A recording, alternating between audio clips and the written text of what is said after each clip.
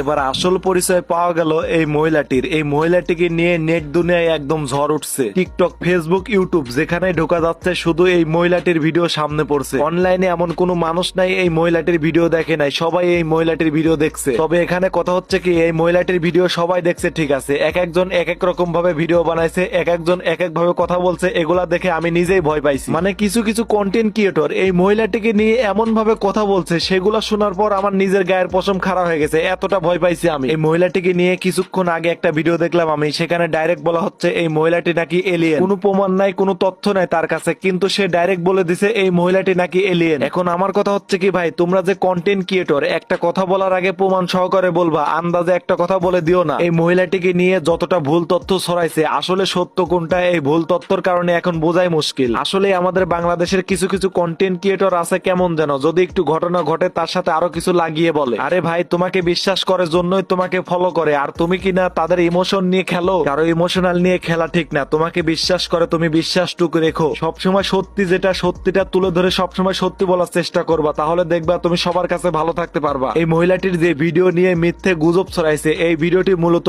1954 সালে। ভাই রে ভাই, এটা কি ভাবা যায়? সেই 1954 সালের ভিডিওটি এখন 2025 সালে এসে অনলাইনে ঝড় তুলছে। এই মহিলাটিকে নিয়ে আমেরিকা বিমানবন্দরে যে ঘটনা ঘটছে, সেটা হচ্ছে আমরা যেটা শুনছি সেটা সম্পূর্ণই মিথ্যা কথা। আমরা বাঙালি কিছু একটা জিনিস সামনে পাইলে সেই জিনিসটার একদম ডালনা বের করা পর্যন্ত ছাড়ি না। এই মহিলাটির ভিডিওগুলোতে যত পরিমাণ শেয়ার পড়ছে তা কি আর বলবো ভাই, বলার মতো আর ভাষা নাই। এই মহিলাটির ভিডিও কিছু মানুষ দেখলাম এআই দিয়ে তৈরি করছে, সেই সব ভিডিওতে এত পরিমাণ শেয়ার করছে বাঙালি, তা বলার মতো আর ভাষা নাই। সব থেকে বেশি একটা জিনিস খারাপ লাগতেছে আমার কাছে, সেটা হচ্ছে মিথ্যে গুজবটাকে আমরা এত কেন শেয়ার করি। তারপরে আবার এখানে একটা সমস্যা দাঁড়াচ্ছে, সেটা সমস্যাটা হচ্ছে আমেরিকায় যে নিউজ গুলা করছে, সব নিউজ গুলা ইংলিশ নিউজ, আর বাঙালিতে ইংলিশ কম বোঝে। এই ইংলিশ কম বোঝার কারণে কিছু কন্টেন্ট ক্রিয়েটর বাঙালির মাথায় কাঁঠাল ভেঙে খাইছে। আর যারা বোঝার তার আগে থেকে বুঝে গিয়েছিল এই মহিলাটিকে নিয়ে মিথ্যে গুজব ছড়াইছে, এই মহিলাটিকে নিয়ে সবে মিথ্যা বানোয়াট কথা।